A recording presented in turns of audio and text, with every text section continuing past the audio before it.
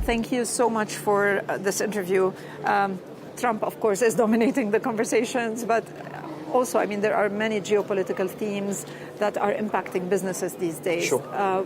Through your conversations here in Davos, what do you think are the most geopolitical themes that would impact doing business globally and also for the Arab region where I come from?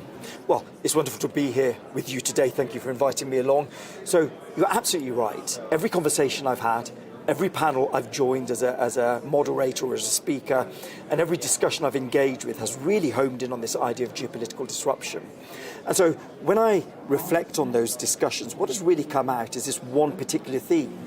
The only constant in the world today is change. And it's the pace of change. We've seen that really also pick up over the last few weeks with all of the disruption in the world that's been caused by geoeconomics and geopolitics. So what is it that businesses are doing to respond to this? I think we're talking about a theme of diversification. When you look at businesses, they realize that over-reliance on any single economy, on any single market, any single business partner is a vulnerability for them. So they're diversifying who they're doing business with, where their data resides, where their funds flow. And that is a big theme that is coming out of the discussions that I'm having. If we look at what has happened over the past few months, the tariff story was big and it's continuing with us. But if we look at what has happened, the effective tariff rate in the US has gone up from around 4 maybe to 17%. But the US economy is doing well. So who is bearing the cost of these tariffs and how has it impacted multinationals that have businesses all around the world? Sure. So the reality is, I think we're still waiting for the full impact to be felt. But if you look ahead, it is likely to have an impact on many stakeholders. It'll impact on consumers in the States, it'll impact on importers into the US, it'll impact exporters to the US. I think everyone's going to be picking up their share of the burden here. And so when you think about what companies are doing, they're really having to think about tariffs as a business critical issue in a way that they haven't done. If you reflect on sort of the past, people weren't talking about tariffs, people weren't talking about customs. It has now become a front and center issue for all businesses. C-suite are having to think about it.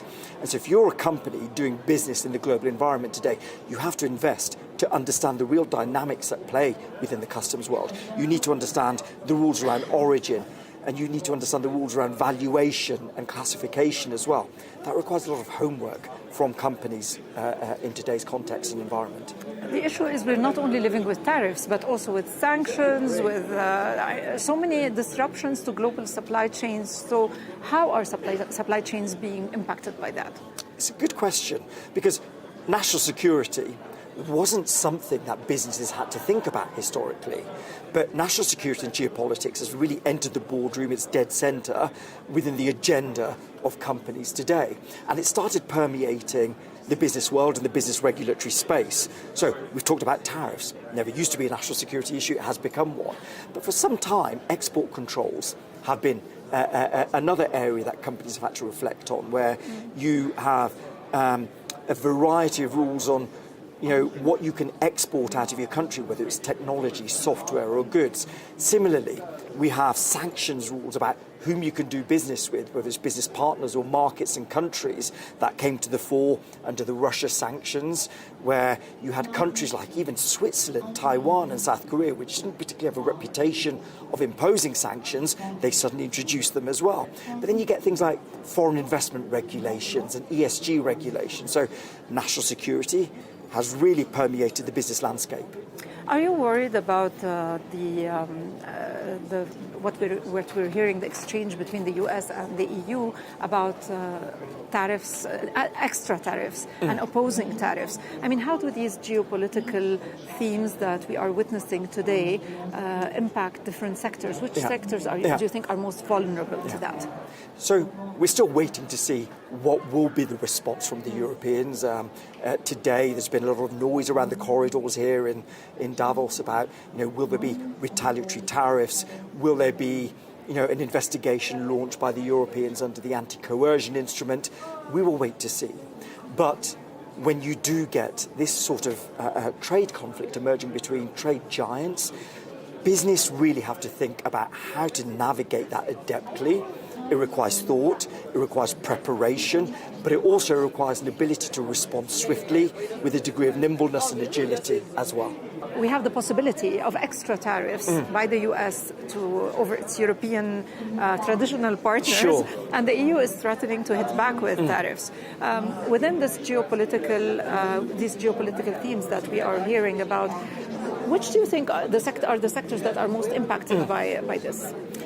A really good question. So, in terms of the precise response, we're waiting to see what the Europeans will do. Obviously, if you walk around the corridors here at Davos, you hear about suggestions of counter-retaliatory tariffs.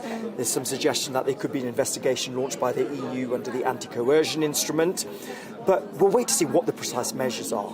As to the sectors impacted, it's impacting multiple sectors. It'll partly depend on which sectors have tariffs imposed on them, but that could impact, the variety of sectors like consumer goods, agricultural. But then the broader trade wars that are emerging between trading giants is impacting energy, defence, technology, even healthcare. So I don't think any sector is immune from this. They need to prepare in advance and think about it and how to respond with nimbleness and agility. Unfortunately, it's going to affect everyone involved. Thank you so much for this interview. Pleasure was mine. Thank you. Thank you.